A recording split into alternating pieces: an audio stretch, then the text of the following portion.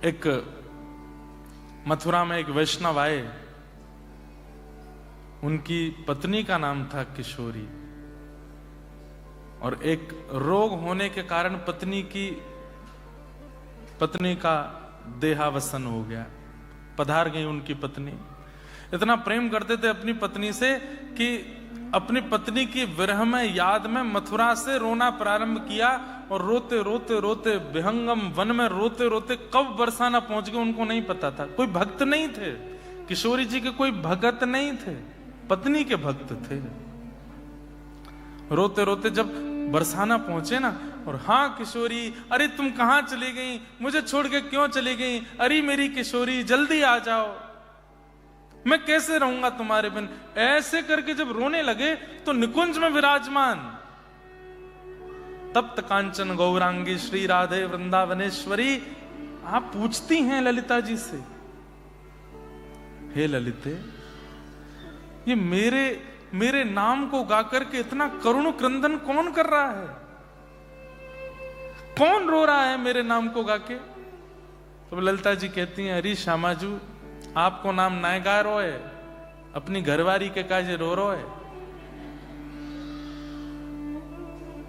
अपनी जोरू के काजे रो है, आपके काजे नाय रो। तो हमारी श्री किशोरी जी कहती हैं, किशोरी नाम तो मेरो है ना, अरे बाकी घरवारी को नाम भी किशोरी है। बोले कोई और किशोरी कैसे है सके ललिता।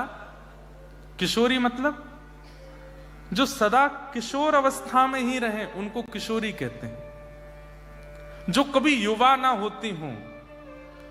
बाल अवस्था और युवावस्था के बीच की अवस्था को किशोर अवस्था कहते हैं, और जो नित्य किशोरी हैं वो श्री राधा रानी हैं। किशोरी नाम दुनिया का हो सकता है, पर वास्तव में किशोरी हैं कौन, श्री किशोरी जी, क्योंकि वो सदा छोटी ही रहती है, सदा किशोरी ही रहती हैं। इतनी सरल, इतनी सीधी, इतनी सहज हैं कि उनके अंदर कभी विकार हमारे जैसे आते नहीं, इसलिए उनका नाम किशोरी है। तो कहते हैं ललिता, किशोरी भला कोई और कैसे रह सके, वो तो मैं ही रहूंगी ना, चल। बोले कहां, या को दर्शन देंगे।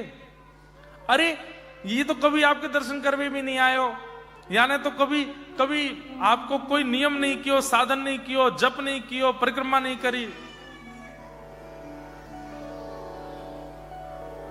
किशोरी जी कहते हैं, जिस करुण क्रंदन से वो रो रहा है मेरे से अब रहा नहीं जा रहा, चलो मिलने।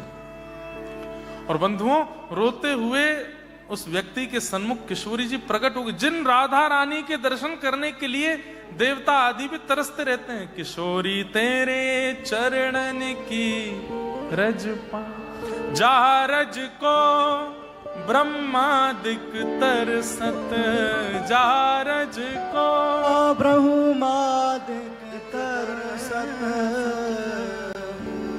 सोरज शीश चढ़ाऊं, सोरज शीश चढ़ा, किशोरी तोरे चरणन की रज पा, किशोरी तोरे चरणन की रज पा। ब्रह्मादि देवता भी जिन किशोरी जी के दर्शन नहीं कर पाते, वो व्यक्ति अपनी पत्नी की याद में रो रहा है, किशोरी जी उसके सामने प्रकट हो गई, और प्रकट होकर के किशोरी जी ने उन वैष्णव का नाम रख दिया किशोरी अली। वही बरसाने के एक परम रसिक हुए, उनका नाम फिर किशोरी अली हुआ। किशोरी अली के नाम से फिर उनके पद हुए। किशोरी जी ने अब क्या किया था उन्होंने, केवल नाम गाया था। यह नाम की महिमा है। लेकिन इस नाम की महिमा को सुनने के बाद कोई ये कहने लग जाए इतना महिमा है नहीं, तो बड़ा चढ़ा के बोलते रहते हैं, यह अपराध है, यह अपराध मत कीजिए। कितने अपराध हो गए? 5। छठवां अपराध क्या है? नाम के बल पे पाप करना। मतलब नाम भी कर रहे हैं खूब, हाथ में वो लगाए रहते हैं, आजकल काउंटर चल रहा है हमारा, धुआंधार चल भी रहा है, और साथ साथ छल भी कर रहे हैं, कपट भी कर रहे हैं, ईर्ष्या भी कर रहे हैं, द्वेष भी कर रहे हैं, क्रोध भी कर रहे हैं, काम भी कर रहे हैं, सारी वो गलत क्रियाएं कर रहे हैं जो नहीं करनी चाहिए, और नाम भी चल रहा है। और महाराज रात में सब सारे गलत काम करके आके बैठते पत्नी से, अभी 10,000 रह गए पहले पूरे तो कर लूं, करने पर। ये नाम के प्रति बहुत बड़ा अपराध है कि आप नाम भी कर रहे हो और साथ में अपराध भी कर रहे हो, साथ में गलत क्रियाएं भी कर रहे हो। नाम का प्रभाव तब जानो जब नाम आने के बाद में अपराध छूटने लगे, अपराध जाने लगे, अपने अपराधों का बोध होने लगे कि मैं गलत हूं, मैं गलत करता हूं, ये नहीं करना है मुझे।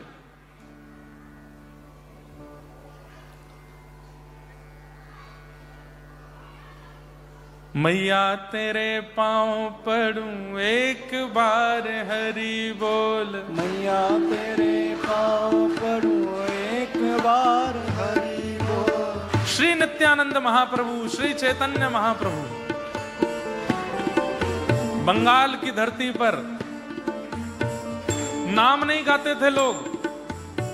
श्री नित्यानंद महाप्रभु, श्री बलराम जी के अवतार, सब लोग ध्यान से सुनिएगा, हर एक के घर में जाते और जाकर के खटखटा करके भिक्षा मांगते, भिक्षा दे दो।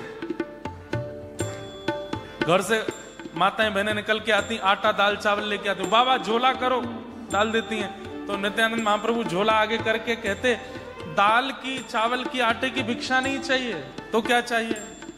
ओ मैया तेरे पांव पड़ूं एक बार हरि बोल, मैया तेरे पांव पड़ूं एक बार हरि बोल। प्रेम दाता निताई बोले, बोल हरि हरि बोल, प्रेम दाता निताई बोले, बोल हरि हरि बोल। मैं द्वारे